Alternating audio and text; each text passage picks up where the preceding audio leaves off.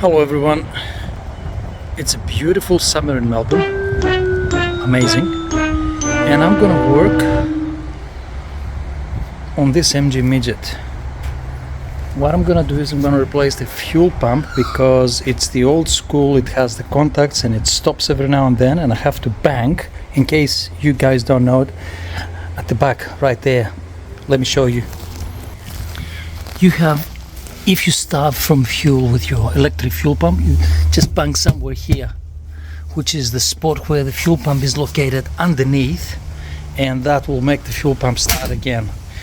If not, that means you have a serious problem with your fuel pump. You have to take it out and adjust it. Now I'm gonna go to another video about how we adjust this. There's a filler gauge involved and everything, but I'm gonna replace this one with this one. It's the original, but it takes away the contacts, and there is no contacts on this one.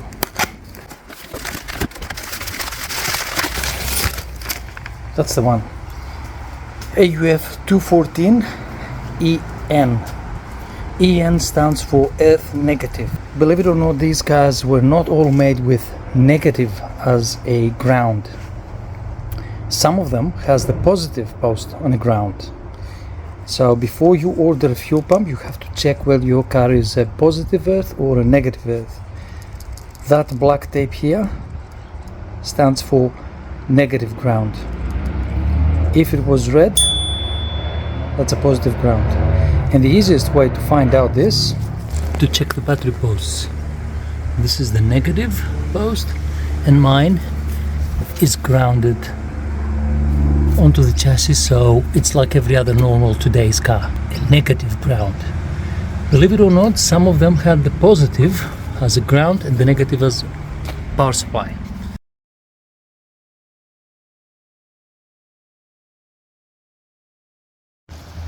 And just to show you where it's located, this is the front wheels at the very back, and we are at the rear of the car. That's where the fuel pump is, right in front of the axle, way ahead of the fuel tank, on the right hand side of the vehicle. So you have to take 1 and 2 nuts, then disconnect these 2 hoses for the fuel pump. This one takes from the fuel tank, and this one sends it to the carburetors, and remove the negative ground, remove the positive cable and the vent hoses, and we're done. And as you can see, they're pretty similar. It's just this one doesn't use these contacts. Now what we have to do is just remove this rubber to put it here, fix that negative cable, put the positive here, and this is the negative, and this is where the inlet is. This creates suction from the fuel tank, and this one is the outlet.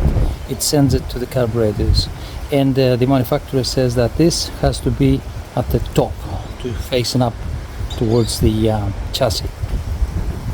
And it's a pretty straightforward change, nothing else really. Vent and vent at the back.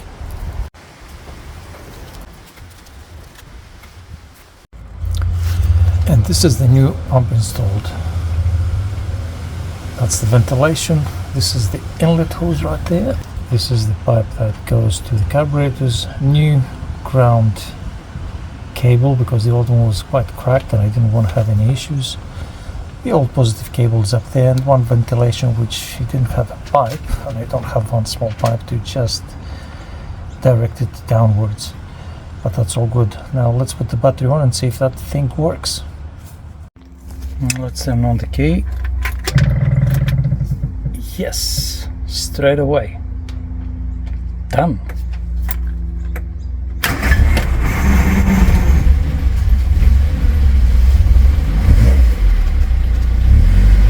Let's see if we have any leaks.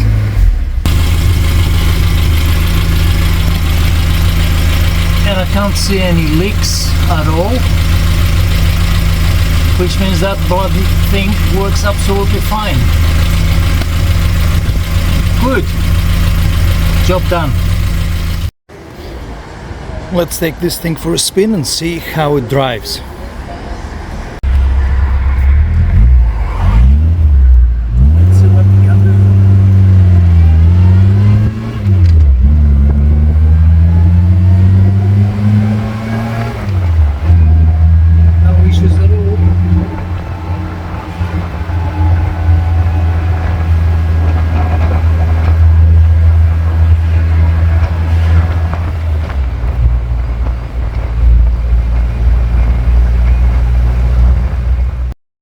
10 days later, there was no issues at all. The fuel pump kept going without any issues, and I'm happy with that.